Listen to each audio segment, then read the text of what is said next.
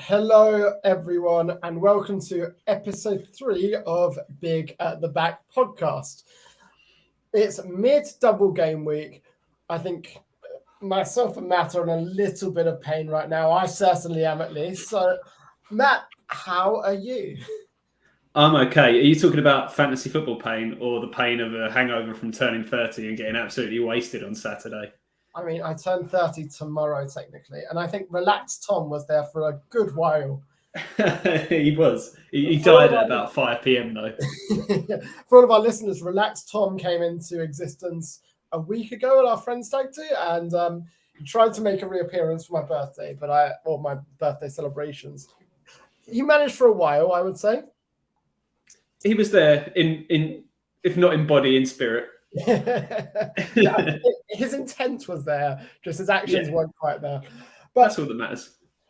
FPL-wise, though, I'm in just as much pain as I was from my hangover on Saturday. So why don't you talk to us about how you're doing before I start crying midstream? Slightly better than you. I'm currently sat on 53 points after the first half of this game week, which could be better, could be worse, but obviously a lot of that is down to Salah and the triple captaincy there, which we've obviously both gone for this week, and so have over 1 million fantasy football managers, the most triple captained player ever in a single game week.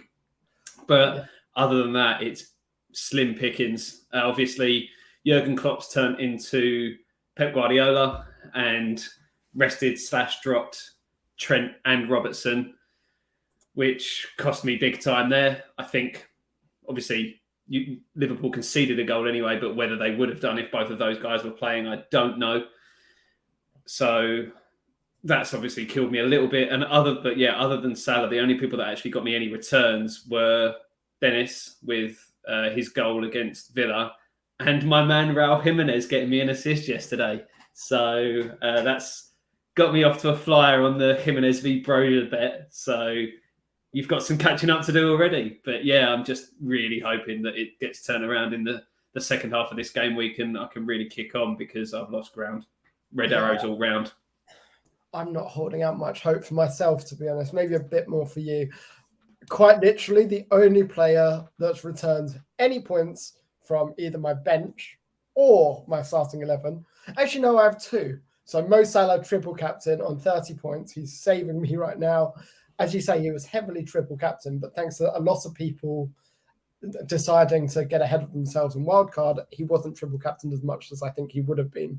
The other being Ben Foster on my bench, currently on 6 points. But other than that, it's zeros and ones, and Phil Foden and Broja and Coutinho with twos. But that's about as good as it gets this week. So I'm on 43 points, having an absolute stinker. I think every player that I thought would do well has just completely backfired. And yeah, it's been a pretty horrendous week so far. I'm down to about 50k overall.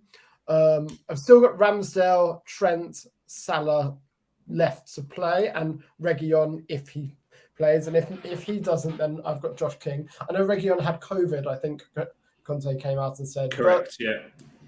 So who knows if he'll play the next game, in which case I've got the ever-reliable Josh King coming in for me. But that aside, it's a very slim pickings game week, and I'm really looking forward to it being over. So the way we're going to structure today is let's look over some of the games from this game week.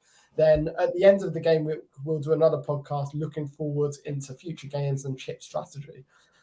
So to start, I think to go through the important games one at a time, let's start with the second biggest shock of the game week, which was Tottenham 3-2 Manchester City. What an interesting game this was. I was sort of watching it in parts while we were out on Saturday, but didn't catch the whole game. Have obviously watched all the highlights since. And Harry Kane proving to Pep Guardiola what they're missing by not signing him in the summer, whether or not they were ever close to is up for debate. But back to his best. Obviously, 2 goals, played a key pass in the first goal as well, putting Son through, who unselfishly laid it off to Kulusevski, but sort of he was the main man there on that day.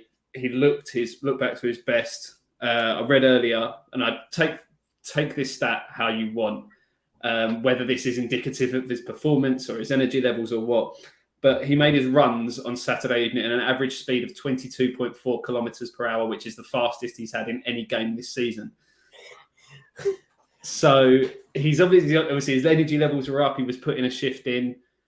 Both goals were taken well. The first one from the Son cross tucked it away lovely in the top corner on the half volley, and the second one, obviously, after the pain of conceding what they thought was a 91st minute equaliser, to then go up the other end and score with a good header over his England teammate Carl Walker.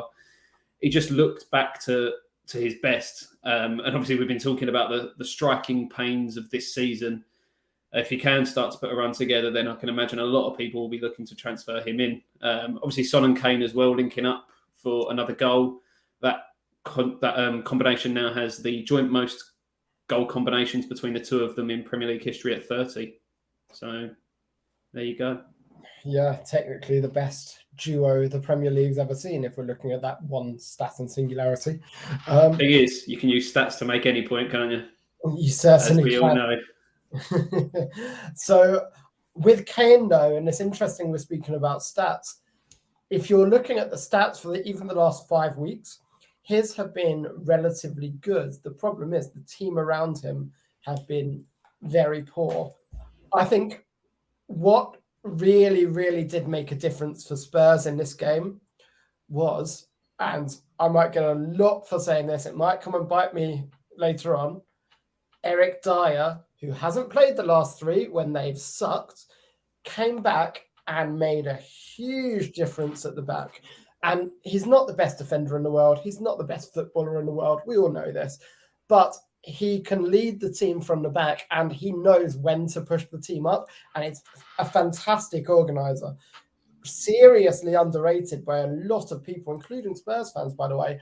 And I think he is the key player in their back line. Having Højbjerg back as well, hugely influential, and he keeps Dyer from making a load of mistakes. But I think that leadership at the back from Eric Dyer is so understated, and not to the same level because he's not as good, but a similar kind of thing to Jordan Henderson at Liverpool, supremely underrated in the way he runs and manages that team. And with that spine of Dyer and Højbjerg, I think Spurs were a lot better. And actually, if you watch the highlights, Harry Kane probably could have had even more. I wouldn't disagree with that at all. Yeah, it was, as I say, definitely the best output from him. Obviously, Eric Dyer is sort of the anti-FPL player in terms of someone you'd want in the team, but as someone in that Spurs side, like you say, watch this space in terms of how he goes in the next few games. But we'll see whether it's causation or correlation as to whether him coming back into the team has made that much of an effect. But yeah, I think, and it's also good when Kane's playing that way. We've seen it for Spurs and England over the years. He brings other players into play by dropping deep, playing those balls out. So you're likely to see more of an output out of your likes of Son as well. So if he can keep that up, then your Spurs attacking assets are looking a lot more valuable going forward, especially as their fixtures aren't that bad coming up. Yeah, agreed. I also think, was it his first game, but that's Kulusevski? It was his first start. I believe he came on as a sub last week. So 1 goal, 1 assist, 1 bonus point.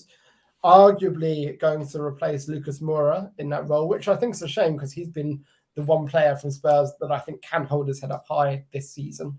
But I think that Kulusevski, if he can start doing that against the Man Cities of the world, then who knows what else he can do. And I think it's a really one worth looking at. Yeah, and it'll be interesting to see exactly what Conte does in that position, whether they're sort of rotated a bit between Moura and Kulusevski. I don't think I'll be rushing to bring him in just now until I've got a little bit more of an idea of how that game time is going to be managed. They haven't obviously got any European football to look forward to in the second half of this season, so there's less rotation from that perspective. Moura did actually score the one and only goal when they faced Burnley earlier this season and won 1-0, which is obviously the return fixture coming up on Wednesday evening. Well, I think that pivots quite nicely, just because Burnley, arguably, even more so than Tottenham, the biggest shock of the game week. You've got a Burnley team who can't score goals for love nor money. You've got a Brighton team who, outside of the top 4 or 5 clubs, have been defensively one of the best, if not the best, outside of that top bracket.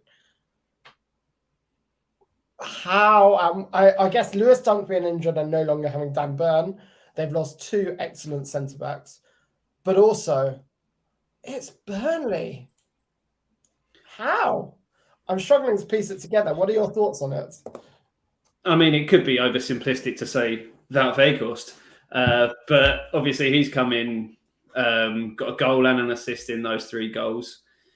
So he's definitely could have had more. Although it did look like he was going to go off injured at one point, but it looks as though he came out of the game fine. Everyone's obviously a little bit annoyed that Cornet didn't get any involvement in that. All he got was a yellow card for his troubles. Cheers, mate. But yeah, it's a shocking one, really. Like you say, Brighton missing 2 of their key players, Burn no longer there and Dunk being injured. But they have got about 17 centre-halves on their books that play all over the pitch. So it's not as though they were sort of understaffed in that area. So, if you listen to Sean Dyche's interview after the game, he said that they have been making these chances. It's just been finishing that's been the issue for them. I mean, their XG in this game was only 0.61 and Brighton's was 0.6. So it just goes to show that they were much more clinical with the chances that they did create. I did see one of my other favourite stats that I saw this week about Weghorst. His last 83 league goals have been from inside the box. That is a proper striker. That is like Ruud van Nistelrooy levels of just be in the right place at the right time. Don't need to worry about being outside the box. Just get in that 18-yard box and take what comes. And it was a very nicely taken finish, cut back to him and buried it very nicely. So, yeah. Obviously, they've got another game coming up against Spurs. We'll see how that goes. Both teams coming off big results. And they've got the double next week. So it'll be interesting to see how they kick on from here or whether they slip back into their old ways. I mean, just a spoiler on my plans. I am planning on bringing in a Cornet or a Weghorst for next week. I was thinking about doing both, but then they've got Chelsea afterwards, and I would be booking a transfer out, essentially. So it's under consideration for me. I think Weghorst looks like the more attractive one at the moment. And I remember last year I missed a lot of the boats when it came to form players. So Gundogan, I didn't own him at all last year, and it really hurt me. 2 years ago, I think it was Lundstrom I didn't own for a while. And Lord Lundstrom. So that really did hurt. So I think I want to get under Weghorst train as quickly as possible. And I'll probably keep him over Antonio. So that's my thinking at the moment. Speaking of Lords, 12 points from our Lord, Timo Pimento. He's back. Talk to me about Southampton 2, Everton 0. Well, it's obviously I've been saying watch this space when it comes to Everton. Watch this space. I feel like they're going to do something. And I mean, it's still early days. It's been a real mixed bag though under Lampard so far. They just seem to be feast or famine at the moment. Obviously, won 4-1 against Leeds.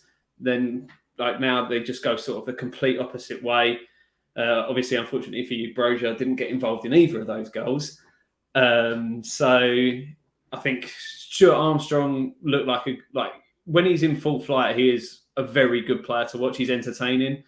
I'd never considered really bringing him in just because there's so many better options. And it's Southampton as well have been so up and down this season. It was meeting of two sides that just sort of seemed to be shit or bust. And it just so happened that on this day, Everton were not anywhere near their best, and Southampton took advantage of that.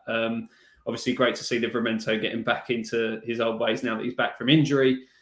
So again, in that price bracket, depending on how Southampton play, if they can have a good run of fixtures and keep it solid at the back, which they haven't done at all really this season, but he's always likely for an attacking return, so which is probably more valuable than most of your defensive stats for your defenders in FPL. Obviously, it's nice if you can get consistent clean sheets, but in that price range, you're probably not going to get them. Agreed. Yeah, I think no one should be surprised to find out that Frank Lampard is still a rubbish football manager. That hasn't changed. It won't change. He still sucks. He sucked at Derby. He sucked at Chelsea. Now he sucks at Everton. And to be fair, I think he did a decent job at Derby. Look where they are now. Obviously, financial irregularities taken out of the picture. But I think he did an all right job there. Obviously, it really helped with his Chelsea connections when he was there and loaning players like Mason Mount. But I think he did all right. But he's still new to the job. Watch this space. I'm still going to say it. I'm going to say it all season, next season, just forever. No, I think this is a hill I'm more than happy to die on. Frank Lampard is a rubbish football manager. Just another 80 million. That's all I need. I think Everton are still an absolute no-go for me, at least, in terms of FPL. I think Southampton, I've got Broja. I probably won't be buying anyone else just because there's other problems. I think Broja is still the best of the striking options, despite how good Armstrong was. Armstrong, by the way, £7 million. What a signing. But there's not a lot more to say other than stay away from Everton, really. Especially with their next fixtures as well. Yeah, like it's looking pretty nasty. City, Spurs, Wolves. I mean, they get slightly better after that, admittedly. But the next three, you don't want to go near them. You watch them turn over City now. I mean, as a Liverpool fan, I'd love to see it. So another one to talk about, because you mentioned them before about how they lost to Everton. And I don't think beating Leeds is an achievement. I'm going to eat my words when Liverpool don't beat them now. But beating Leeds, if you watched any of that Man United Leeds game, you'd see how terrible both sides are right now. Neither side can defend. Harry Maguire just lets everything through his legs. He can't defend a barn door. He leads at the moment. What on earth were they doing dropping Rafinha? Then he comes on and he puts in a man of the match performance. In 45 minutes, he was better than anyone else. Leeds are a mess. I think they've got to be the favourites to go down. Well, the second favourites to go down with Watford, arguably. But I think Leeds at the moment are really, really in a bad way. And I think it says as much about Everton and United, the fact that two teams that are playing rubbish all the time at the moment have managed to beat Leeds. I think that says more about Leeds than it does about those other teams turning their fortunes around, as Southampton proved. What are your thoughts on the Leeds United game? Did you catch any of it?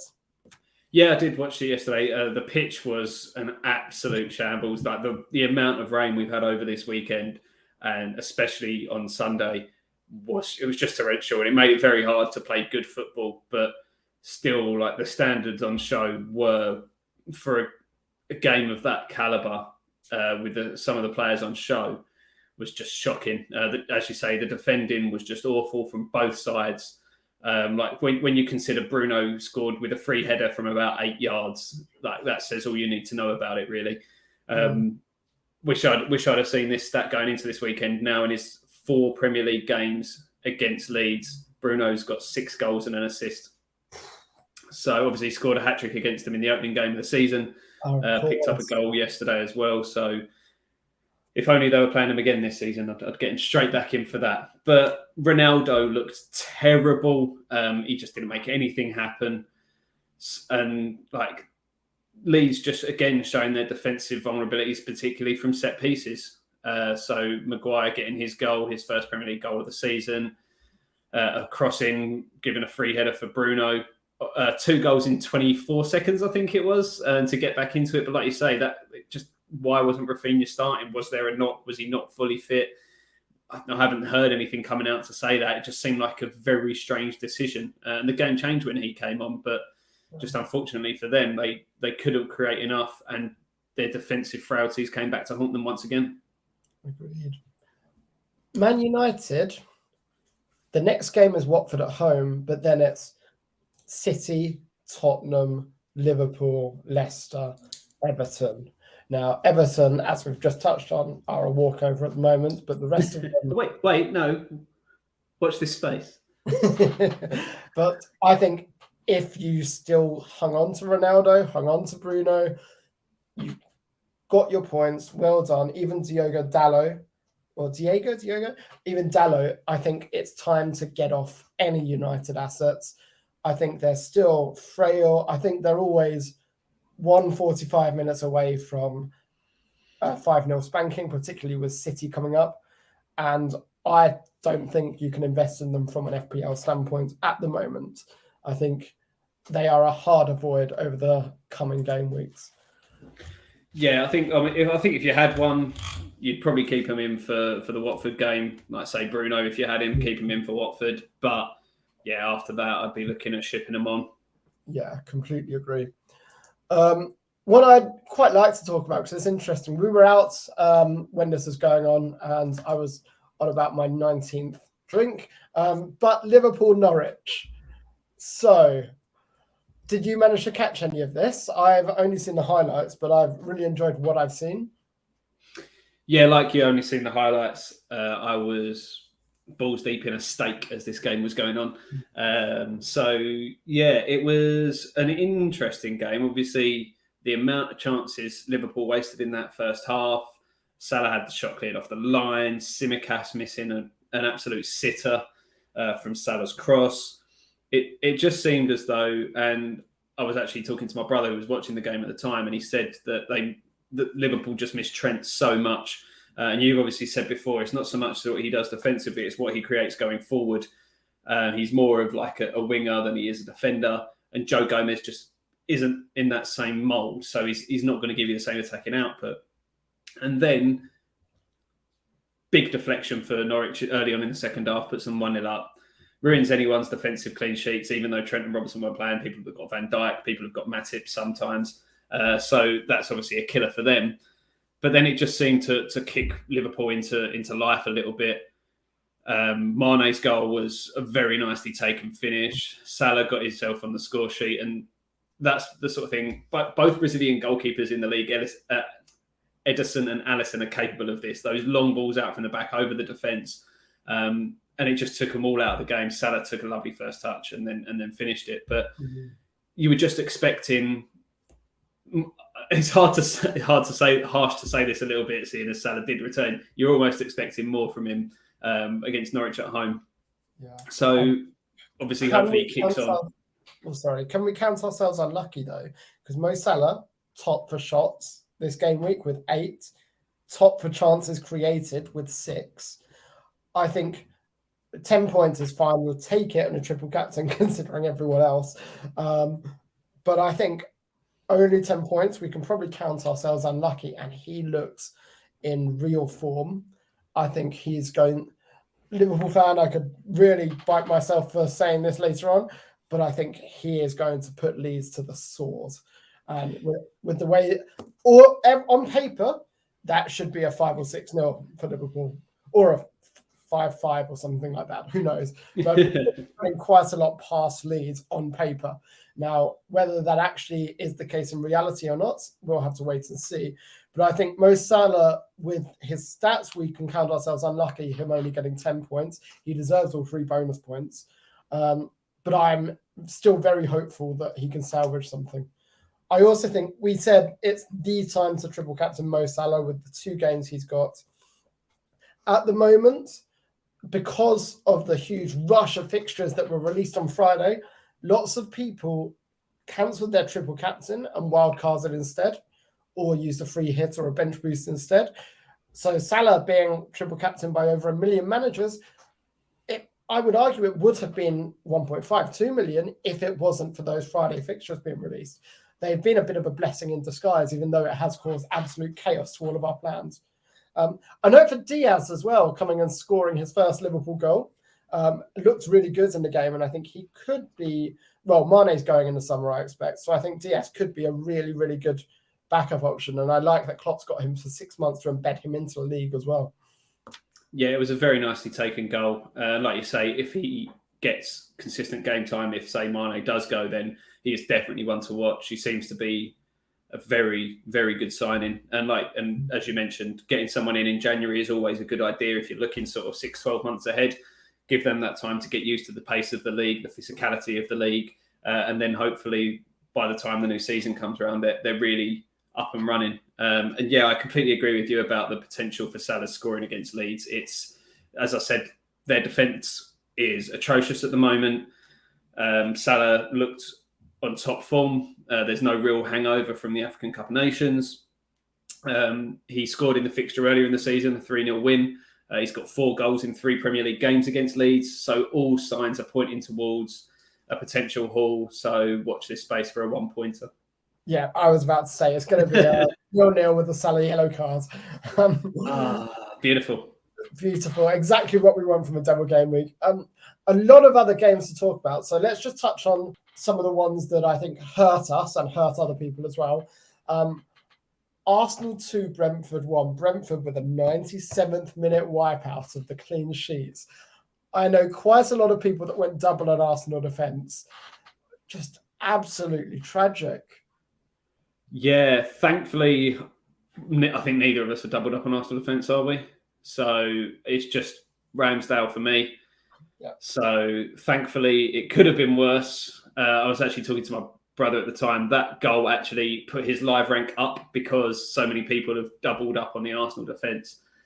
Obviously, it's a slight annoyance that, say, for me, who doesn't have any Arsenal attackers, that Smith Rowe and Saka both got goals. Yeah. So that sort of can damage a little bit. And obviously the lack of clean sheet. But it could have been worse.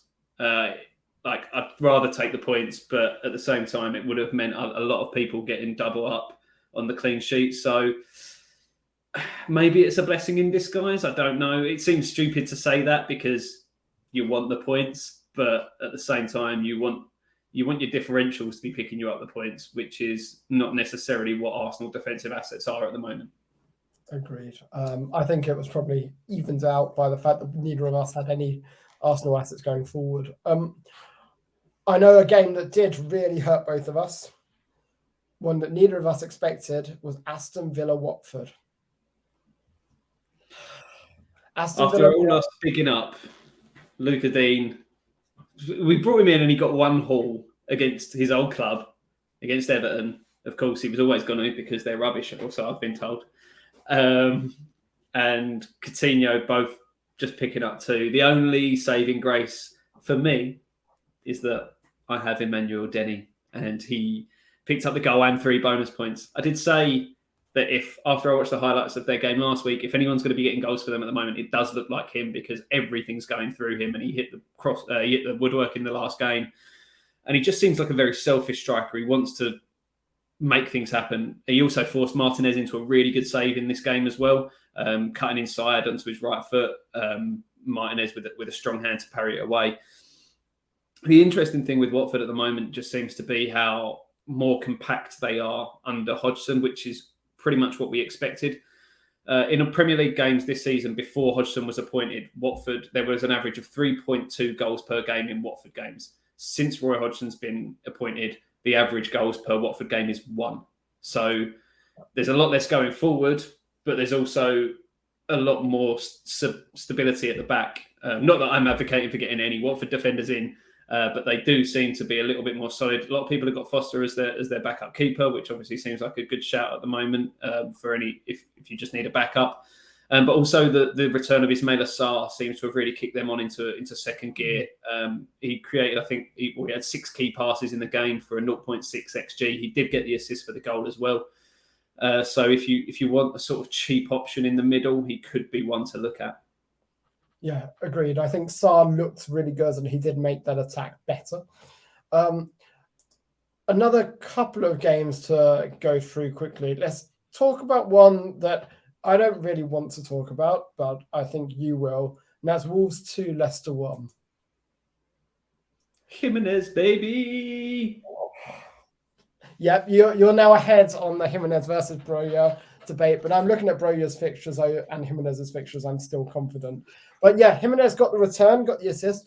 Wolves' defence, a lot of people have been talking about it. Loads of people have invested in it for this week. It was wiped out by that solitary Leicester goal. I didn't really catch much of this match, but from what I understand, Wolves weren't looking very good at the back. They were looking a lot more positive going forward, though. Did you manage to catch any of it? Yeah, I watched the game. Like you say, Leicester probably can count themselves unlucky to come away with nothing from this one. I thought offensively they really made quite a bit happen. Wolves weren't as solid as people would expect them to be. Again, Leicester sort of shot themselves in the foot a bit. I think it was Wolves. Like this, Wolves' second goal was really their first attack of the second half. It was a good strike from distance, but you'd sort of expect them to be shutting it down a little bit. Jimenez obviously got the assist for the first goal. I think them having Moutinho back in some sort of form is going to sort of help them out a little bit. I did say again, like Leicester defensively from set pieces have been poor this season. It didn't quite come back to bite them in this game, but they did. Like it seemed from most corners, Wolves were getting on the end of them. So I think Leicester have. I think they've scored in every away game this season. I think I read that earlier. But the problem is they haven't kept an away clean sheet. So like they're just so prone to conceding that there's no point in having any Leicester defensive assets. Going forward as well, like the only person that really covered themselves in any glory yesterday was Lookman. I think he's got 4 goals in his last 10 now. So he's actually finding his feet in the Premier League a little bit, but still, like Harvey Barnes really impressed me against West Ham. Nothing to be said of him yesterday. Dakar was in and out of the game. Iheanacho came on towards the end and didn't really have any influence. It was a scrappy game. Again, the weather took hold of it, I think. So it wasn't the best spectacle of football, but again, I just think that they're two teams that are sort of in that middle ground. Wolves have really surprised me coming back from their start of this season after Bruno Lage was appointed. Nuno obviously left. And they started a bit slowly, but now they're right in that hunt for the European places. And my boy Raul's going to fire them to glory, I'm sure. Yeah, anytime Leicester play and they're not starting Iheanacho, it just makes me a little bit sad. It hurts me inside because they're not doing that well going forward. And he is just such a wonderful footballer and human being. I'm just going to leave that there. I don't want to say any more. It will upset me. And as we know, Relax Tom is here. So I need to stay relaxed, so I can't really speak about Leicester. But yeah, going forward, I agree with you completely around Wolves. I think there's something to be said. A couple more games to cover. And I thought Chelsea Palace was very interesting. Ziyech getting the goal. I know Chelsea are blanking in the next game week. They're one of several teams that are alongside Liverpool and Arsenal. So at the moment, I'm not looking at bringing in any Chelsea players. I was really interested, though, for this game. On the bonus points, Ziyech was top, having got the goal. But then it was Thiago Silva, Christensen, and Rudiger. All as the next 3, so all centre-backs. So Chelsea playing in the 3-5-2, but all 3 of their centre-backs seemingly getting quite involved in the play and the possession and moving forward. As we know from Chelsea, most of their goals are coming from there. I also think Lukaku on this game had the least amount of touches any player has ever had during 90 minutes of a football match. He had 7 touches over the whole game, and one of them was from the kickoff. Yeah, it's worth saying that since Opta started recording the stats in, I think it was 2003. So there may have been before that, but we don't know. It's still very impressive, though. It is a great stat. I think it reinforces the fact, especially with Kane coming back into form and Weghorst being the go-to striker at the moment. I think absolutely stay as far away from Lukaku as you can. After the blank game week, we'll certainly be bringing in Rudiger. I want him for his run in March. They've got a really, really nice run. It's like Burnley, Newcastle, Norwich, Brentford, Southampton, Leeds. The fixtures are glorious for Chelsea. So I can see myself in the next few weeks getting tripled up on them. Not quite yet. I'll wait till after the blank. But I think it's the same conversation as we had in the first podcast. I don't think there's any way we can go towards Chelsea until they start having games again. I don't think anyone owns them for this week, and I don't think anyone will own them for next week. No, yeah, well, no one's going to be bringing him in on the blank, but then, like you say, that run of fixtures, dependent on exactly what my theory is going to be in terms of chip strategy coming forward. Obviously, we'll talk about that later in the week. There could easily be an argument for doubling up on Chelsea defenders with this run they've got coming up, and I could easily see myself going down that route. Yeah, I certainly see myself going there. Interesting, Alonso got an assist, and he wasn't in the bonus points as well. I did notice that as well. I was wondering if he played the full 90. I haven't looked into that, but yeah, it's a strange one really when you think about it. A clean sheet and an assist would make you think he'd be right up there on the bonus points. Yeah, apparently not. Maybe he just came on. Who knows? Alonso is always one that seems to be in and out of the starting 11 and comes off the bench quite a lot. There you go. You're right. They had Sarr originally starting on the left, and Alonso came on as a sub, so that would explain it. Yeah, certainly. Well, one more game to talk about. Why don't you lead on this one, which was West Ham 1, Newcastle 1. Jared Bowen is basically a rubbish asset now. Yeah, sell him, get rid of him. No, it's unfortunate, obviously, for me as a West Ham fan. It's a disappointing result, but one I sort of expected. My prediction on the Pretty Bubbles podcast this week was a 1-1 draw. So that's 2 games in a row I've nailed the West Ham score, 2-1 and 1-1. But yeah, Bowen, he was unlucky. He had a shot tipped onto the bar, a very good save from Dubravka. But other than that, from everything I've seen and read and the highlights I've watched, it sounded like a terrible football match. Again, I think the weather impacted it. We were out in London on Saturday lunchtime and the rain was pretty horrendous at times. Craig Dawson with his second goal in as many games after not scoring before that in the league this season. Not that I'm advocating for getting him in because we just can't keep a clean sheet to save our life. Cresswell with the assists. If you're going to get a West Ham asset defensively, Cresswell's probably the one just because he's back from injury now after having a bad back injury.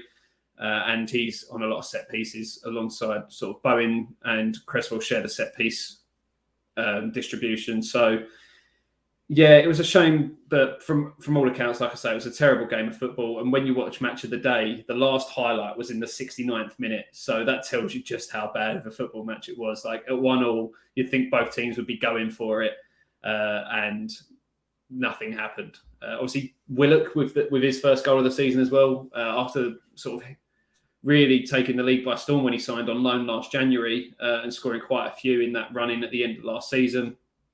It was poor defending from West Ham. Declan Rice proving that he is human with a poor header that went back towards his own goal, and then Willock stole in between Dawson and Cresswell, who both sort of let him ghost in.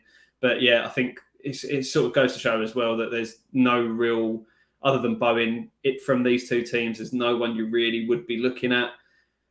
St. Maximin didn't start; he had an injury, so he was the only one you'd probably be looking at. I think Newcastle have got a fairly decent run of games coming up, including 2 doubles as well. But without St. Maximin, it depends how long he's going to be out for. Trippier's obviously looking like he's going to be out for most of the season now. He's the other one you could probably have looked at before that. I just don't see anyone that you'd look at the moment. I think there can be an argument made. Cresswell got 3 bonus points for this game, by the way. I think remembering how good he was last season, it may be a little bit of sunk cost fallacy, but I think he is worth looking at least based on this season. Would love to own Cresswell, but at the moment, yeah, Antonio, I'm probably going to get rid of this week. Josh King has just earned a stay of execution by being cheap. Yeah. I think also I've got a choice in terms of where I'm looking, because at the moment I can either move things around, take a -4 this week and possibly next week as well to bring in Harry Kane, or maybe not to bring in Son, but to definitely bring in Harry Kane. Or I can wait until Chelsea are back and then go big at the back again with double Chelsea defence, which sounds more attractive given what we've named our pod. So that's probably my but obviously that's all the games we've done so far. We still have quite a few yet to go, with obviously most teams having the double this week. So we've got Burnley on Wednesday, we've got Burnley Spurs, Watford Crystal Palace, Liverpool Leeds, and on Thursday we have Arsenal and Wolves. So still a fair bit of football left to play. I'm going to be waiting until at least Friday evening before I make my transfers, but I can probably see myself moving out a Phil Foden because I don't think he'll play after the recent incident, which means I'll only have 10. So it'll be Foden or Jota that goes for a playing midfielder, probably maybe Cornet. Perhaps I haven't really thought about it yet, but just to make sure I get an 11 out. And oh no, but I want to bring in Weghorst. Oh no. What's 11? I think I'd take a -4 then, and I don't really want 2 Burnley players though. I'll have to think about who I want in that midfield slot. But yeah, I certainly don't want to be owning the likes of Burnley, 2 Burnley players for the duration of the season. That just doesn't seem very fun to me. So I think my plan is going to be to bring in Weghorst for Antonio most likely, and to look at getting rid of Foden for a cheaper midfielder. I've already got a fair amount in the bank, like 2.5 million or something. So I could then even potentially at some point take a big hit somewhere else and go up to Kane, or just use that money going big at the back. Have you got any rough plans in mind for your team at the moment in terms of the future? Yeah, I feel like same as you. Antonio's got to go. Weghorst is the one I'm looking at as well. It just seems the sensible and obvious choice at the moment. I'm also seriously considering a wild card going into this weekend's game week. Something I've got to think about exactly how that team would look and how that distribution of funds would look. Because again, like you, I want to be looking at those Chelsea defensive assets going into their good run from next week. So, and obviously without the Liverpool and Arsenal players playing this weekend, it's going to be interesting to balance that if I was to wildcard this weekend. So I think that's a poor move. I think you should wait until after the blank and then wildcard. So play the blank, get 11 out, and then wildcard into the team you actually want, because then you won't be compromising because of the blank. That's probably the more sensible way to go around it. In which case, it might be a -4 this week. We'll see. Like you say, Antonio's got to go out at this point. He's just bringing nothing, and he's just eating up 7.5 mil or whatever he costs at the moment. And then it's back to big at the back. It's coming back. We've got to make it happen. We named the pod after it, so it'd be rude not to. Exactly. End of the season, we're all going big at the back, and I, for one, cannot wait. Right, I think that's a really nice note to end our pod on. We'll be back after this game week, so probably Friday, I would imagine, being the best time to record the next one. The next game week, actually, there is a game on Friday night as well, so we'll get it out as soon as we can on Friday into that game on Friday night, which is Southampton v Norwich. Maybe Lord Livramento strikes again. We'll have to wait. You need Broja to start picking up, mate. I'm very confident he will. I'm actually considering in a few weeks, I think game week 28 it is, Southampton have a double of Aston Villa and Newcastle. Potential Broja captaincy. That would be bold. Liverpool are at home to West Ham, who are leaking goals. So I could go really all in and go for a Broja captain. It's on the cards. It's not a guarantee, but it's on the cards. We'll see. I think you should go Coutinho captain, because he doubles against Southampton and Leeds. That's a really good shout. Oh, I can't wait for game week 28. That's going to be what we're talking about. Right. Thank you everyone for listening and tuning in. We'll see you again on Friday, and looking forward to getting this bloody game week over. Hey, it's almost there.